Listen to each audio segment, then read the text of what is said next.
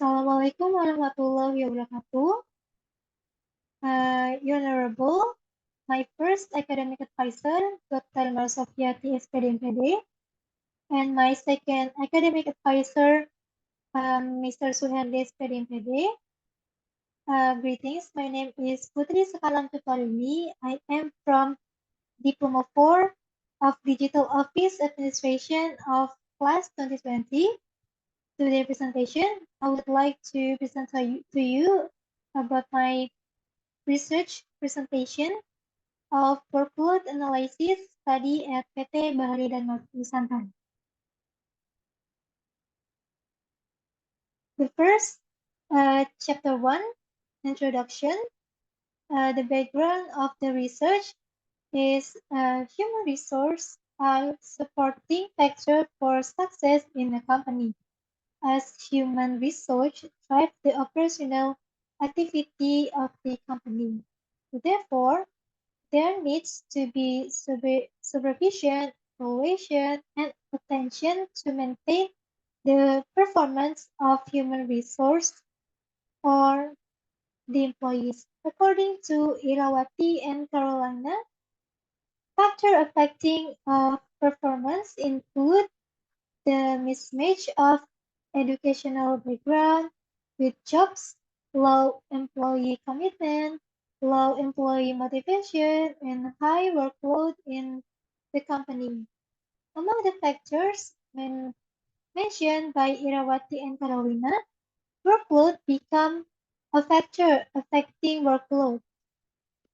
The selection of the research title is based on the numerous branches of PT Bahari Dharma Nusantara, which has about 5 company branches. The researcher has conducted preliminary research and the literature review. Thus, the researcher is interested in choosing this topic. And also, I do my pre-research by giving the question to the employee of PT Dharma Nusantara, which the question, do you feel satisfied with the workload assigned to you? And the result is 80% of the employee answered satisfied and 20% employees answered dissatisfied. The second question is the given deadline sufficient for you to complete your task? And the result is the 60% of the employee answered that the given time is not enough to complete the task. Meanwhile, 40% of the employees answered that the given time is sufficient. And the last question is, do you still work during break or holidays? And the result is all the employee 100% still complete the tasks during break and holiday. The next is the research question. The research question, they are, how is the workload distributed at PT Bahari Dharma Nusantara? And then the second, how to overcome the workload at PT Bahari Dharma Nusantara? And lastly, the third question is, what are the factors influencing the workload at PT Bahari Dharma Nusantara? And also, based on the question, there are research objectives. The first is analyzing the workload distribution at PT Bahari Dharma Nusantara. Second, analyzing method to overcome the workload at PT Bahari Dharma Nusantara. And third, analyzing factor influencing the workload at PT Bahari Dharma Nusantara. The next, there are some benefits from this research. There are two kinds of benefits. The first is theoretical benefits, and the second is practical benefits. The theoretical benefits is the research results are expected to provide information, offer insights, enhance and develop theories, increase understanding of workload-related issues, and serve as a reference for further research. And then the practical benefits, They are the benefits for researchers, which the research is expected to contribute to knowledge about workload. Second, the benefit for the students is the research expected to contribute to knowledge about workload. The third benefit for the University of State of Jakarta is the research expected to contribute to literature and knowledge source, serving as the reference for students and the future research on similar topics. And the fourth benefit for the company. The research expects to serve as an input for reviewing the workload assigned to the employees, determining whether the workload received by employee is appropriate. The second chapter is literature review. The first is the definition of human resource. The definition of human resource, according to Darmadi, is the human resource are the resource of an organization consisting of all the efforts, skills, or the ability of everyone working in the organization. Second is the definition of workload. The definition of workload according to the regulation of the Ministry of Home Affairs number 12/2008 states that the workload is the amount of work that must be carried out by a position or organizational unit and is the result of multiplying the work volume and the time norm. And then, according to COSIM, workload is a set of activity that must be complete by an organizational unit or position within a certain period of time. Therefore, it can be concluded that workload encompasses all the physical and mental activity performed by the workers in fulfilling their responsibility and duties in organization. The third is factor influencing workload. The factor affecting the workload, according to Gibson, are the first, time pressure. The deadline pressure can increase productivity, but also become excessive burden. Second, the working hours. A busy, continuous work schedule without rest or holiday can affect people's health. The third is role ambiguity. The role ambiguity can confusing the roles or acquiring roles affect the employee's perception of workload. The fourth is noise. The noise disrupts concentration and directly affects task achievement, thus increasing, increasing the workload. The fifth, information overload. Too much information absorbed simultaneously can cause heavier workload. Six, the temperature overload. The high air temperature also has health impact that affects the worker workload if prolonged. Seven, the repetitive action. Repetitive action leads to the boredom and monotony, then ultimately resulting in a lack of attention. And the eighth, responsibility. The responsibility creates job-related pressure, thus becoming a psychological burden. The fourth literature review is work indicator.